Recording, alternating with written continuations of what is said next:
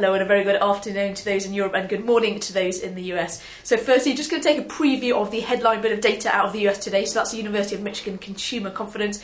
It is a prelim reading for June, so quite important.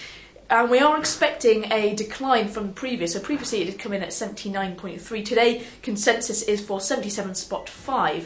Now, just in terms of that reading today, we're expecting a decline due to deterioration in sentiment following the May non-farm payroll number, which did show a bit of a decline or lower than expected growth in terms of the US labour market. So that could weigh on today's figure.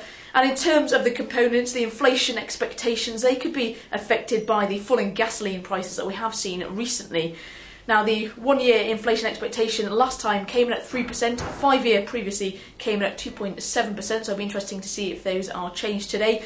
And in terms of the conditions and expectation numbers, previously they did come at the highest levels we've seen in the last 3 to 4 years.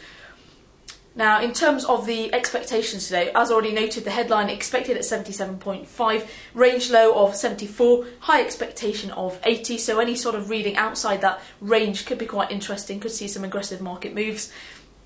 And again, previously it did come in at 79.3. Also, at the same time, at 3 o'clock London time, we are expecting EU's Van Rompuy to hold a teleconference call. So that's a video call with G20 leaders ahead of the meeting at the beginning of next week. Interestingly, yesterday we did see source comments saying that central banks are preparing coordinated action if needed after the Greek elections at the weekend. So this could be pretty interesting. Could see some more source comments emanating from that teleconference call. So, University of Michigan Consumer Confidence due at 5 to 3 London time, so 2:55, and that teleconference call at 3 o'clock London time.